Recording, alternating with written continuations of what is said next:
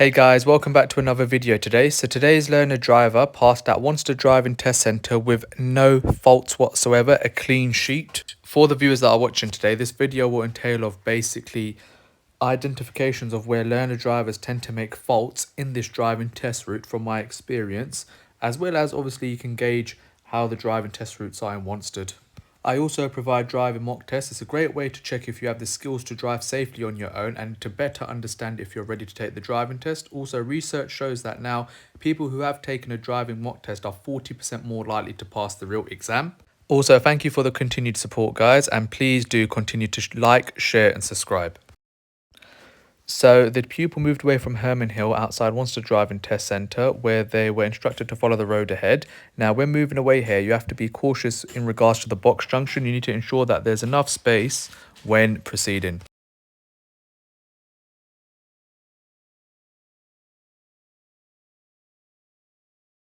When going ahead at these set of traffic lights, as the gradient is uphill, it's advisable that you over accelerate here, especially when driving a manual car. Because when you change gears in a manual car, you need to make sure that you increase your gear to speed ratio due to the gradient being uphill and the car will naturally lose speed.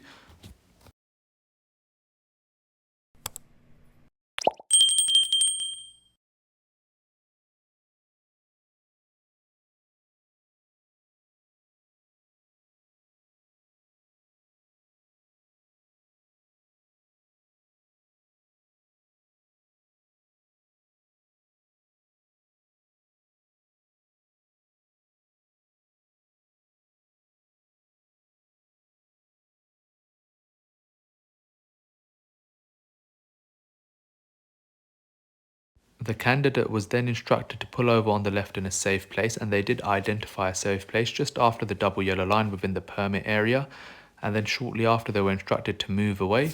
The examiner tends to do the moving away and stopping at least 5 to 7 times during the test, where they'll perform a normal start, a hill start, and an angled start.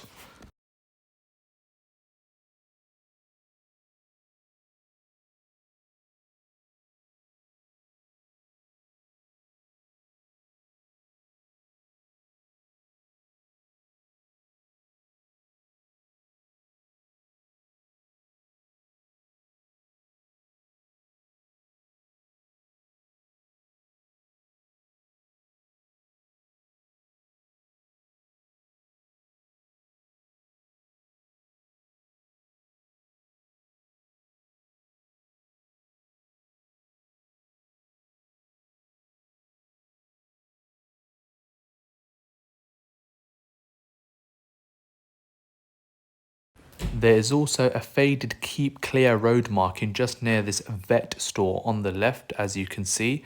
Now, after these set of traffic lights coming up, the examiner instructed the pupil to follow signs posted towards Wanstead. So what I'm going to do now, guys, is post a picture of this roundabout on the screen ahead, and you can assess what exit is.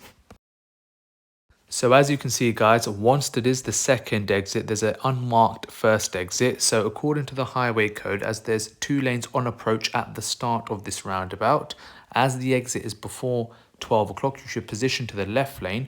Also, when you get to the signpost, it's also advisable to assess what A number your exit will be. For instance, in this case, it was A12 East. Also, that is then written on the floor as your road marking. Now, later on, the 2 lanes does split into 3 lanes. So you still need the left lane here. That's what the road marking speculates, as the middle lane goes to Leytonstone.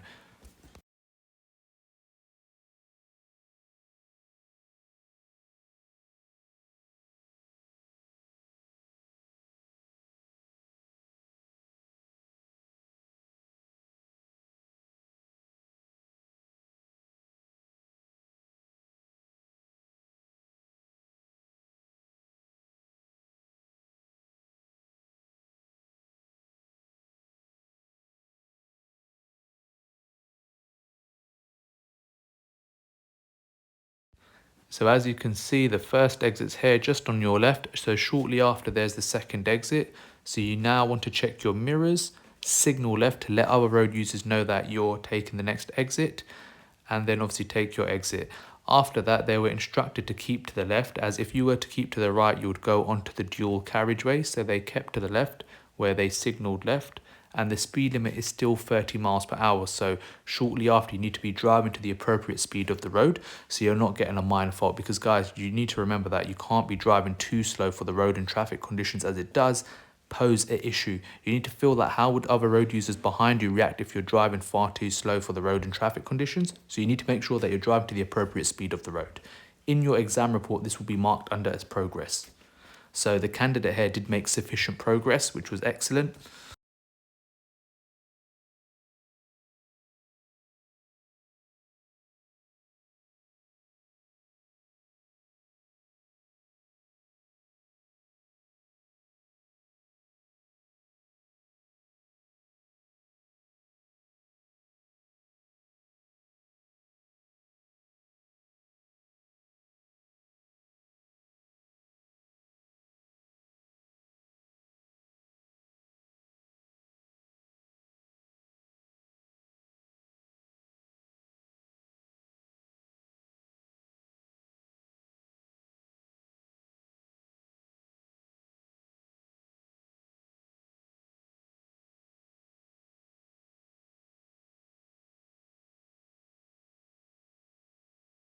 And then again, the pupil was instructed to go ahead at the lights. Now, what it is, guys, is a lot of individuals come to me saying that their instructor always says keep to the left of 2 lanes at a set of traffic lights, but it's important to look at the road markers and signposts that we've just passed, because the left lane does go left only here.